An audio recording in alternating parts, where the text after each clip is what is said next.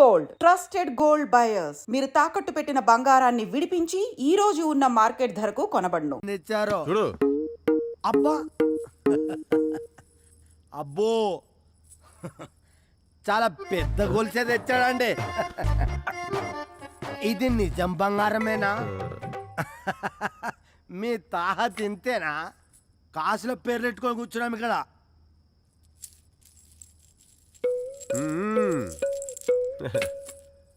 అబ్బా పొలాలు ఆక్రమించుకునే వాళ్ళు కూడా వచ్చారన్నమాట. పొలానికి పూలకి తేడా తెలుసుకోవాలి మరి. పొలానికి గట్లేసుడు కాదు, మంజరిని గెలవడం అంటే. ఓహో అబ్బా దళారులు కూడా వచ్చారు. చిచి దేశానికి దరిద్రం పట్టింది. పూటకి గతి లేదు కానీ పెళ్ళికి పల్లకి కావాలన్నాడంట. అయినా మీ గురించి నాకెందుకులే, నాకొస్తే నేను వచ్చిన. రసికరాజులకు స్వాగతం.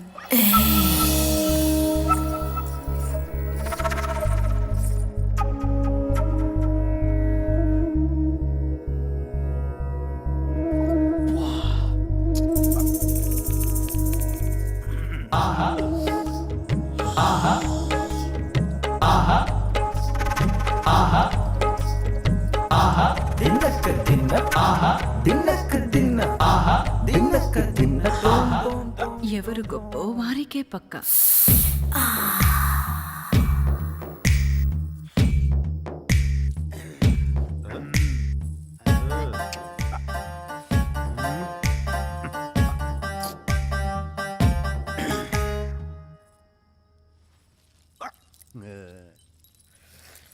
శెట్టి గారు తొందరపడుతున్నట్టున్నారు.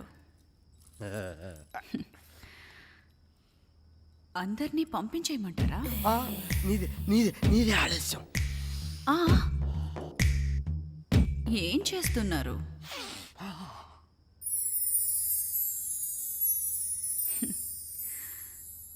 మిగతా బావల మనసు చూడాలి కదా.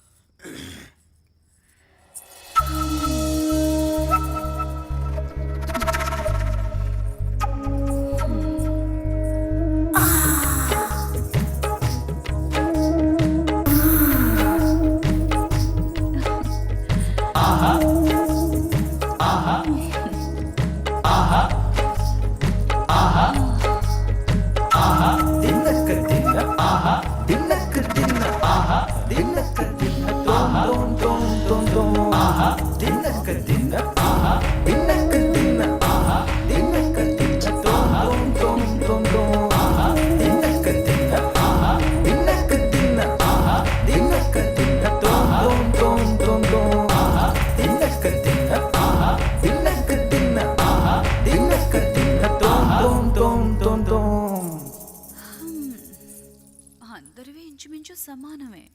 నిర్ణయం ఎలా?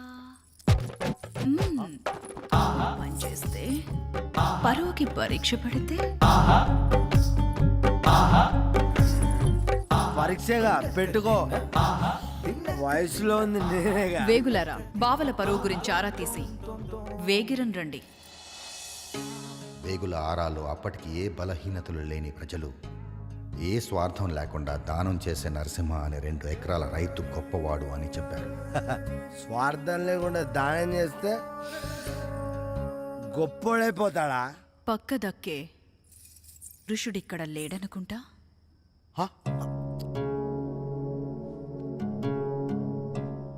వసంతకాలం వరకు గడువు. అప్పట్లోగా మీలో ఎవరు గొప్ప తేల్చుకోండి. వసంతకాలం దాకా కావాలా? ఆ పైన నరసింహానికి కబురెళ్తుంది. సరే ఏం చేస్తాం? గడువుల్లోగా ఎలాగైనా గొప్ప అనిపించుకోవాలని పెద్దలు రకరకాల దానాలు మొదలుపెట్టారు. వస్త్రదానమని, సరుకుల దానమని, అన్నదానమని, చివరికి మద్యం కూడా దానం అయిపోయింది. రోజు రోజుకి పోటీ పెరిగిపోయింది. ప్రజలు వృత్తులు మానేసి ఉచితానికి మద్యానికి బానిసలయ్యారు. ఇదంతా చూస్తున్న మంచితనానికి పిచ్చెక్కినట్టయింది. వసంతకాలం రానే వచ్చింది. వసంతకాలం వచ్చింది, అమ్మాయి రాదే. ఏం శెట్టి గారు, ఈసారైనా గెలుస్తారా లేక పస్తేనా? నీదే ఆలస్యం. మళ్ళీ పూలతోనే ఆడుకుంటున్నారు శెట్టి గారు. అరే పట్టి జారిపోయింది. కట్టన గట్టిగా. ఇది పెట్టి సరిపెట్టుకుంటారా? నాకు నువ్వంటేనే ఇష్టం.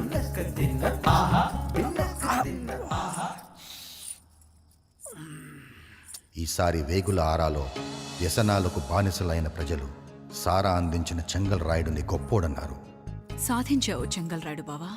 పోటీలో గెలిచిన చెంగల్ రాయుడు మంజిరి దక్కిందని మద్యం పంపిణీ మానేస్తే మిగిలిన వారు ఉపయోగం లేని దానం వృధా అని మానేశారు. 60 బస్తాల బియ్యం, పప్పులు, ఉప్పులు ఉచితంగా ఇచ్చినా చివరికి సారా కాసుకున్న వాడికే పని అయింది. ఛీ! రేపటి నుంచి ధరలు 2 ఇంతలు కాదు 3 ఇంతలు పెంచుతాడు ఈ శెట్టి. సుఖాలకి అలవాటు పడ్డ ప్రజలకి నరకం మొదలైంది.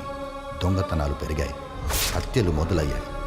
ఈ రావణ కాష్టంలో మంచితనానికి మరణం తప్పలేదు. నరసింహం కూడా హత్యకి గురయ్యారు. ఆయన కొడుకునైనా నేను ఆ గొడవల్లోనే గుడ్డివాడినయ్యాను. దిక్కులేని వాళ్ళకి దేవుడే దిక్కు అంటారు. పురాణాల్లో ప్రహ్లాదుడు హిరణ్య కశ్యపుడి అజ్ఞానాన్ని ప్రశ్నిస్తే పట్నం నుండి చదువు పూర్తి చేసుకొచ్చిన పెద్దయ్య తండ్రి చెంగల్ రాయుడి స్వార్థాన్ని ఊరి పెద్దల్ని నిలదీశాడు. ఈ గొడవల్లో ఒంటరి వాళ్ళైన మాలాంటి వాళ్ళందరినీ చేరదీసి పెద్దయ్య రామాలయం మొదలుపెట్టారు. మాకు దేవుడయ్యాడు. స్వార్థంతో చేసిన దానం ఈరోజు కాకపోయినా రేపు చెడు చేస్తుందని తన పరిధిలో దానం ఇచ్చే వారికి స్వార్థం ఉండకూడదని నియమం పెట్టుకున్నాడు. కాలం గడిచే కొద్దీ ఈ నియమానికి పరీక్ష పెరిగింది. పెద్దయ్య ఆస్తి కరిగిపోయింది. దాతలు కరువయ్యారు. ఉన్నదంతా ఊడి చేసుకుని ఊర్వంక చూస్తారా? పెద్ద ఆయనకున్న మంచి పేరును వాడుకుని రాజకీయాల్లో ఎదగాలని మీ అబ్బాయి కూడా ఎంత కావాలంటే అంత ఇస్తాను, రామాలయం పేరు తీసేసి మా నాన్నగారి పేరు పెట్టమని అడిగాడు. పెద్దాయన కాదన్నాడు. అది మీ అబ్బాయికి నచ్చలేదు. పెద్దయ్య ఇవాళ రేపు అన్నట్టున్నాడు. మేము మీ అబ్బాయిని ఆపలేము. ఈ విషయాలన్నీ మీకు తెలిస్తే మీరేమన్నా చేయగలుగుతారేమోనన్న ఒకే ఒక ఆశతో వచ్చాను. చేయగలిగితే ఏమన్నా చేయండి, లేకపోతే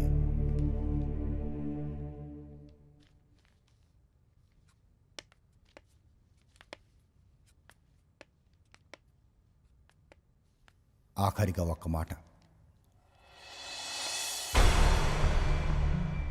నాయకులు 3 రకాలు. నేనున్నానని నిలబడి సమాజాన్ని నడిపించేవాడు మొదటి రకం.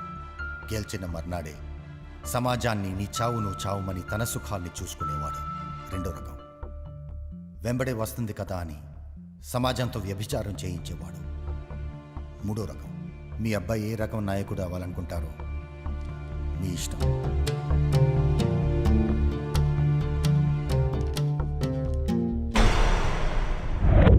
ఏరా రిపోర్ట్ మిస్ అయిందేంటి? మీకు పెళ్లి కార్డు రాలేదా? పెళ్లి కార్డా? రాము సార్ ఇక్కడ జానకితో పెళ్లికి రెడీ అయిపోయారు. ఏంట్రా పిచ్చి పిచ్చిగా ఉందా? రాము వెడ్ Janaki at temple. Good bye. Puri is waiting. రేయ్, వీళ్ళ వల్ల కాదు కానీ మన వేరోజులో నుంచి సరే బావా. నువ్వు నలుగురిని తీసుకెళ్ళి రాముగాడి సంగతి చూడు. ఆ జానకి సంగతి, ఆ బావగాడి సంగతి నేను అలాగే చూస్తా. బావా.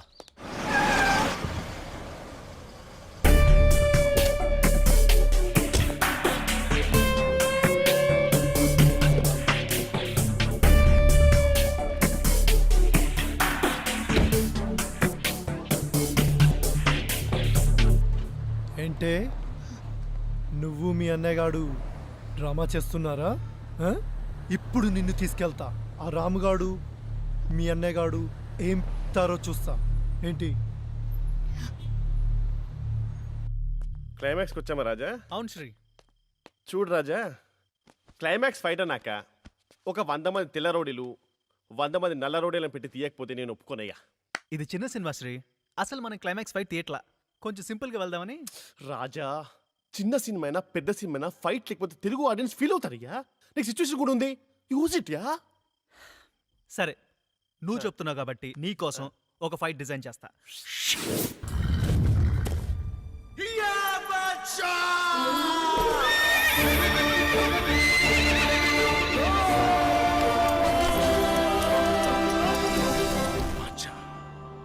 శివరాన్ని పరువు కాపాడాలరా.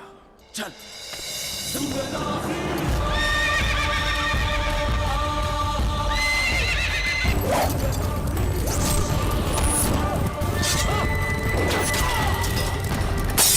అబ్బో లైట్ వేసి ఫైట్ అంటావేంటి రాజా? 2 కోట్లకు లైట్ కాక ఫైట్ వస్తుందా నీ? ఇది లైట్ ఫైట్, అసలు క్లైమాక్స్ ఇది. ఇండియా వెళ్లకుండా ఆపడానికి ట్రై చేస్తున్నావా? ఆపడానికి కాదు, ఒకసారి ఆలోచించమని అడగడానికి వచ్చాను. ఏంట్రా ఆలోచించేది? ఆ ముసలాడు మూలన పడ్డ సిద్ధాంతాలు వదిలిపెట్టి నేనడిగింది ఆలోచించుంటే రేపు ఎలక్షన్స్లో గెలవగానే ఆ పాతిళ్ళు పడేసి పెద్ద బిల్డింగ్ కట్టించుండేవాణ్ణి. మరి ఓడిపోతే? అయినా నీకు కావాల్సిన రామాలయం కాదు, పెద్ద అయినా ఆయన పేరుతో పడే ఓట్లు. నీ గెలుపు, నీ ఓటమి అంతా నీ స్వార్థమే. ఉపయోగం లేని మంచితనం ఎవ్వడికి అవసరం లేదురా. అందుకే కళ్ళు లేని నీ బాబు తప్ప కళ్ళున్నవాడెవడు ఆ రామాలయం వైపు చూడ్డం లేదు. అంతా అవకాశాన్ని అందిపుచ్చుకోవడం, ఎదగడం అంతే. నిజమే, కానీ పాపం ముసలానికి ఏం తెలుసు ఈ లోకంలో స్వార్థం లేని మనుషులు ఇంకా లేరని, ఆశపడటం అనవసరం అని. నువ్వు రాజకీయాల్లోకి ఎదగాలనే స్వార్థంతో రామాలయానికి 50 లక్షలు ఇవ్వడానికి చూసావు. నేను మా నాన్నకి ఇచ్చిన మాట కోసం రామాలయాన్ని, పెద్ద ఆయన్ని ఎలాగైనా దక్కించుకోవాలనే స్వార్థంతో ప్రేమించిన నీ చెల్లిని కూడా వదులుకోవడానికి సిద్ధపడ్డాను.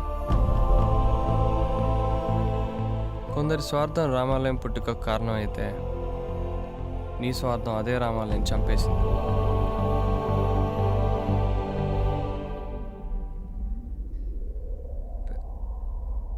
పెద్ద ఆయన ఇంక లేరు.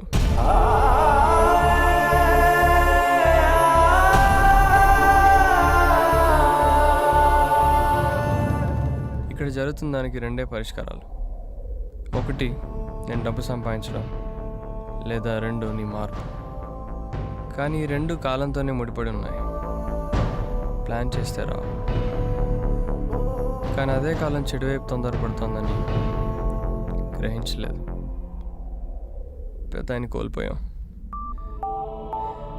ఇప్పుడు ఆ పిల్లలు అనాథలు కాకుండా ఉండాలంటే అది ఒక నీ వల్లే జరుగుతుంది. ఆలోచించు. నువ్వు నీ బాబుకు మళ్ళీ పనికిరాని కథలు చాలా చెప్తున్నావు. అయినా నాకు కావాల్సింది ఒక్కటే, నేనెదగాలి, నా ఫ్యామిలీ పేరు నిలబెట్టాలి, అంతే. పేరా? ఇలాగా? హ. తల్లి జన్మనిస్తే తండ్రి దారి తప్పకుండా ఎదిగేలా చూస్తాడంటారు. కానీ తండ్రి పేరు చెప్పి దారి తప్పిన నిన్ను ఇప్పుడు నీ తల్లే మార్చాలి. చంప చెల్లుమనిపించాయినా.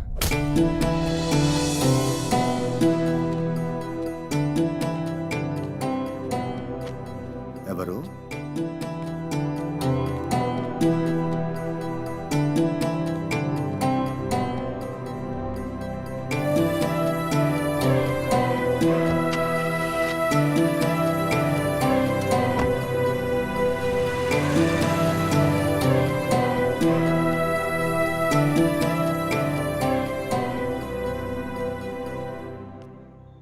ఎవరిది?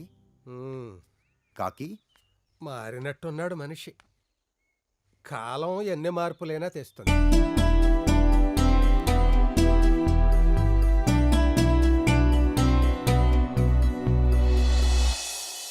ఠాంగే గారు హిస్టరీ క్రియేట్ చేసేటట్టున్నారు సార్.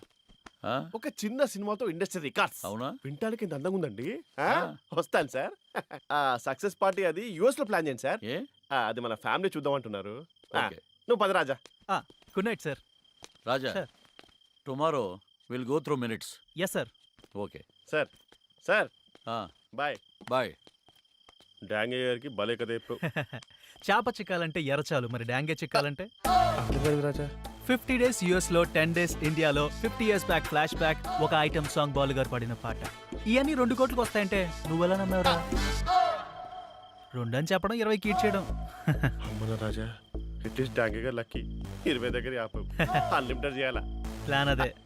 చిన్న సినిమా, unlimited budget. Raja, 365 days function 25 lakhs people మధ్యలో విజయవాడలో చేద్దాం. We must celebrate the victory. Just joke. ఏది అన్లిమిటెడా విక్టరీయా? కావాలంటే ఓ కోటి అడుగుదాం. నాకు 25%. గడ్డి తినాలంటే చాలా దొరికేది. ప్రాణం పోయినా పెద్దయ్య తప్పు చేయడు. గడ్డి తినేది మీరే. ఓహో పంతులు గారా, కుళ్ళిపోయిన కొబ్బరికాయ పారేయడానికి తప్ప ప్రసాదానికి పనికిరాదు. ఒకసారి రాజకీయ నాయకుడి కన్ను పడ్డాక అది ఆడికి తప్ప ఇంకెవ్వడికి పనికిరాదు. రాకూడదు. మమ్మల్ని వదిలేయండి సార్.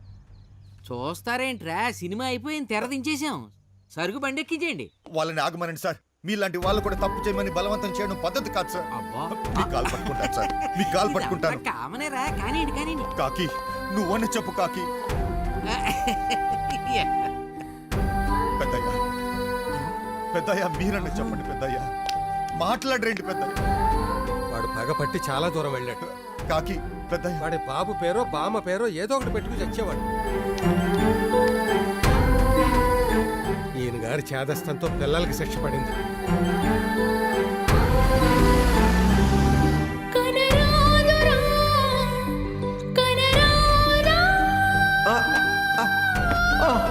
అయ్యయ్యో. నారాయణ నారాయణ, పెద్ద ఆయన పడిపోతున్నాడు, రావయ్యా.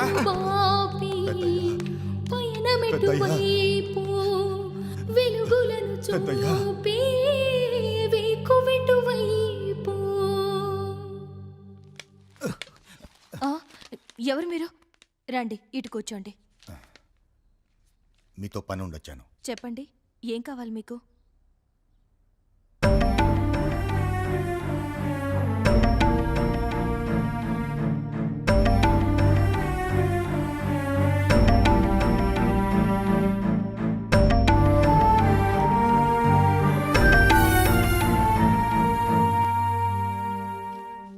నా మీదకి వచ్చి దమ్ములేక రామాలయం మీదకి వెళ్తాడంట. నేను ముందే చెప్పాను కదరా, నన్ను రెచ్చగొట్టకు. మళ్ళీ ఏం జరిగింది? ఇడు నా మీద కోపం పెద్ద మీద చూపిస్తున్నాడు.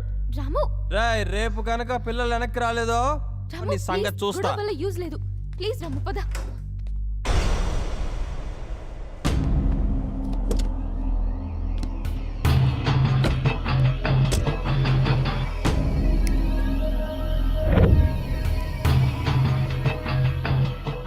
జానకిని వదిలేయడానికి నీకేం కావాలో చెప్పు.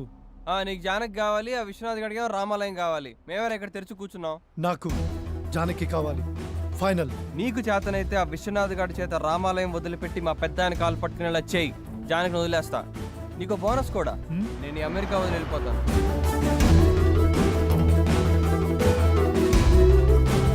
నువ్వు టికెట్ బుక్ చేసుకో. నీ పని అయిపోయినట్టే. తేడా ఏదైనా జరిగిందో పనోడి జీతం కొట్టేయడం నీ లక్షణమేమో కానీ ఇచ్చిన మాట నిలబెట్టుకోవడం ఈ రాముగాడి లక్షణం.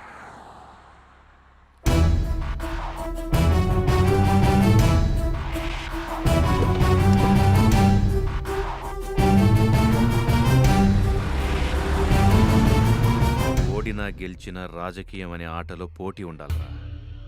ఆ రాముగా నేను చేయలేక ఇలా పనికిమాలిన బేరాలు తెస్తున్నావా? మన వాళ్ళు వాడి పని మీదే ఉన్నారు, అందుకే డైరెక్ట్గా ఇన్వాల్వ్ కాలేదు. అంటే ఆట ఆడకుండా పోటీ పడకుండా ఎక్స్ట్రా ప్లేయర్ లాగా కూల్ డ్రింకులు వాటర్ బాటిల్స్ అందిస్తున్నావు అన్నమాట. జానకి నీ గురించి కరెక్ట్గానే చెప్పిందిరా, నువ్వెందుకు పనికిరాని వెదవ్వని. మీరు నన్ను ఇన్సల్ట్ చేస్తున్నారు. ఛా, నేను ఇండియా వెళ్ళి రామాలయం సంగతి చూసొస్తా. నువ్వు ఆ రాముగాడి సంగతి చూడు, లేదంటే నీ సంగతి నేను చూడాల్సి వస్తుంది. అసలు ఏం చేస్తున్నారు మీరు? శత్రువులు మనకన్నా చాలా. ఇప్పుడు నన్ను ఎవరైనా వేసేసారనుకో ఏం జరుగుద్దిరా? ఏముంది బావా, ఇక నీ షాప్లో నేను మేనేజ్ చేస్తా. ఆ తర్వాత ఏదైనా బలిసిన పార్టీని చూసి పెళ్లి చేసుకుంటాను. ప్లాన్ బానే ఉందిరా, అందుకే ఈ గేదెలు కాసే వాళ్ళని తీసుకొచ్చావా? వాళ్ళ కోసం సిబిఐ FBI వాళ్ళు తిరుగుతుంటే మాట్లాడితే సిబిఐ వాళ్ళు FBI వాళ్ళు తిరుగుతున్నారంటావు, నీకెలా తెలుసురా? కాఫీ షాప్కి వచ్చారు బా వాళ్ళు.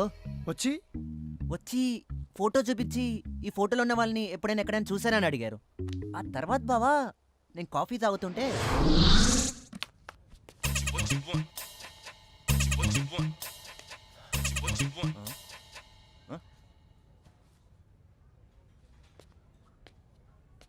ఇందుకు ఆదరా భారతదేశానికి పడింది. ఈ నా కొడుకులు పక్కనే ఉన్న సిబి వాళ్ళు చూడలేకపోయారు. ఈ ఫోటోలో ఉన్నవాడిని ఎప్పుడైనా ఎక్కడైనా చూసారా? లేదు, పైకెళ్ళు. నేను పైకి వెళ్తా, మీరు పోలీస్ స్టేషన్కి వెళ్తారు. కదిలేరా? కాల్ చేస్తా. బయట మా వాళ్ళని చూడలేదా? సైగ చేస్తే సఫా చేస్తారు. విషయం ఏంటో చెప్పు. మీలాంటి వాళ్ళతో కనెక్షన్ ఉంటే కంఫర్ట్గా ఉంటుందని. కంఫర్ట్ కావాలంటే కాస్ట్ అవుతుంది. Contact number 984880. Please spell it for me. అందుకే జోక్ చేశా. 5136044708. గుడ్, కాంటాక్ట్లో ఉంటా. నా నెంబర్ సేవ్ చేసుకోండి. మీ నెంబర్ మాడితే అప్డేట్ చేయండి. మీరు చాలా స్మార్ట్ సుమి. ఆ విషయం మా బావకు తప్ప అందరికీ తెలుసు. ఏంటి బావా? ఏదిరా ఆ సిబిఐ FBI ఫోన్ కార్డ్? నువ్వు ఇలా అడుగుతావనే నేను జాగ్రత్త పెట్టుకున్నాను. ఇదిగో. అది సిబిఐ FBI ఫోన్ నెంబర్ కాదు కదరా.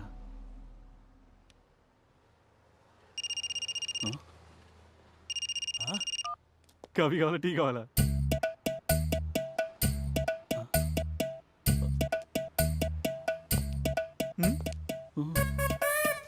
కర్రలు కావాలా? మార్కెటింగ్. ఆగండి సార్. ఇప్పుడు మీ సేల్స్ వీక్గా ఉన్నాయనుకోండి, మీరేం చేస్తారు? మార్కెటింగ్. మేము అంతే. వర్క్ లేదు, ఏం చేయాలో తెలియలేదు. అప్పుడు మావాడే ఈ బ్రిలియంట్ ఐడియా ఇచ్చాడు. మరి ఈ కార్డు సిబిఎఫ్బి అది కాదా?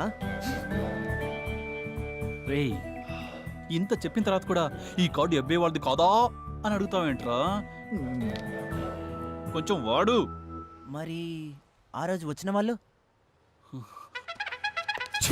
రేయ్, నా వల్ల కాదురా, నువ్వు చెప్పు. సిబిఐ FBI ఎప్పుడైనా ఎక్కడైనా చూసావా? లేదు. చూస్తే ఈ నెంబర్కి ఫోన్ చెయ్యి. చెయ్యను. ఏ ఎందుకు? మొహానికి గుడ్డ కట్టేసుంటే ఎట్టా చెప్పేది? ఇప్పుడు ఇప్పుడు చెప్తా. మీకు ఇది కావాలంటే నాకు ఇది కావాలి. ఇంకో కాపీ ఉందా? లేదు బాస్. $5 అవుద్ది. $2 ఇస్తా. 2.5 ఫైనల్. ఇందా. మీరు సిబిఎఫ్బి రాలేరు. మరి శనగలు పకోడీలు అమ్ముకునే వాళ్ళు మళ్ళీ ఉన్నారు.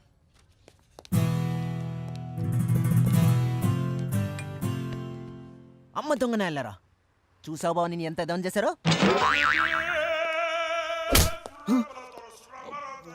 నెక్స్ట్ 48 అవర్స్ ఆ రాముగాడు ఏం చేస్తున్నాడనేది నెక్స్ట్ నాకు గంటకి రిపోర్ట్ కావాలి.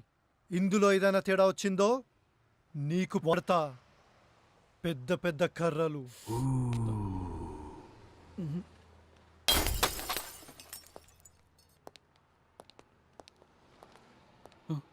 చేస్తారుగా? ఎవడరా వీళ్ళకి వీసా ఇచ్చింది? నీకు ఇచ్చిన చెయ్యి.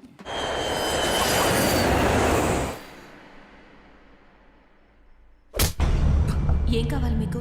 రామాలయాన్ని మీ అబ్బాయి నుండి రక్షించండి. ఈ సమస్య మీకు అర్థం అవ్వాలంటే మీకు ఒక చిన్న కథ చెప్పాలి. దాదాపు 50 ఏళ్ల క్రితం